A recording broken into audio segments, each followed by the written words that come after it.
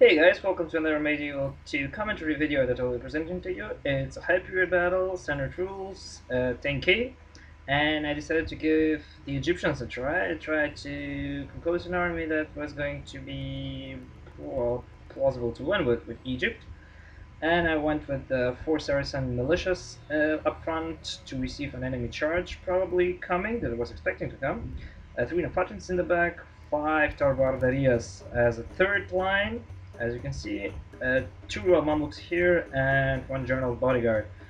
Since my my opponent chose the English, I could see the stakes that he planted over here, so I knew where he was going to position my army, his army.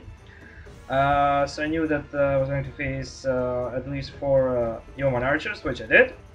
Then he's got 1 unit of peasants in the back, armored swordsmen behind that, a main battle line composing of 4 dismounted English knights, the hobblers over here, a general's bodyguard, and 4 units of English knights. So his cav force is significantly larger than mine, his heavy cav force, and my desert cav is really suckily positioned to face his hobblers instead of being positioned from the other side to face his English knights. But since my army is basically a rush army, I knew that that there was no time for me to just reposition my desert cav so that it can harass his knights. So I just went from the side I started with on, and I rushed my knights and my Mamluks up to meet his English knights and gave them support. I gave my Mamluk support from my Saracen Militias over here, because I knew that one-on-one my guys were just outnumbered. As you can see here, my Mamluks are already gangbanged by two English knights. Here's a real bad micro mistake from my side. I let my general get charged, but luckily I had my Saracen Militias nearby.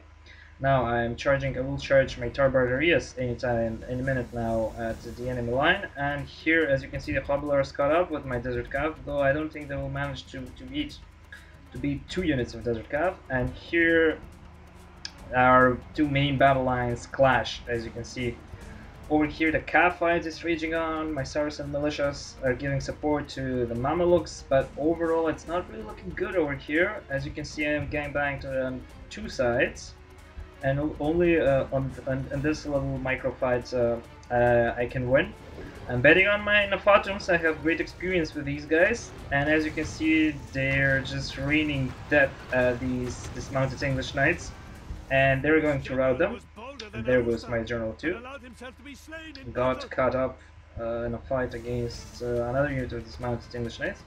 Now my Naffatun are free, and now they can give the business to these other dismounted English knights who are fighting against the rest of my Tarbardariyyas and Saracen Militias. And I'm fairly confident that I will be able to rout these guys, but my main worry is the fight on the other side. As you can see, Naffatun doing their damage, but as I said, my main worry is the fight on the other side, which would be the Cav fight over here. Here I caught up with the yeoman archers with my Tarbardariyyas, which is good. And the critical part is this: he's got his 32 English knights, 2 English knights, 13 English knights, and 12 English knights here, so 4 units of English knights over there, and they're all enough to cause damage. And I have my Naffatun and the rest of my army rushing in here, but he's also got his dismounted English knights and his armored swordsman. This is the main threat to my army. I finally got rid, by the way, of the hobblers, and I'm moving my Desert Cav here from the back to strike at his yeoman archers, who caused a lot of damage in this fight. And I will strike at the yeoman archers, but this is the real sucky part. The dismounted English knights and that unit of armored swordsmen did their damage, and they routed almost the entire cav force, infantry force, sorry, that I had, and that was about the point at which I thought, well, there's no point to this anymore. My guys are gone. I don't have a general. I guess Tarbardariyyas. Well, I knew there were 2-handed units, which are buggy, but I did expect them to stand a bit more, and at least to show a bit more morale than this. But I guess the armored swordsman, the 1 unit of armored swordsman, was really decisive. As you can see, we deployed the same number of men, but my opponent, he killed or captured 130 more guys than I did. If we take a look at the number of kills, we see that no one really shined from my guys. They all got equally spread out, nice spread out amount of kills. But what really killed this battle for me was the part that my guys surrounded before they got to the last main engagement.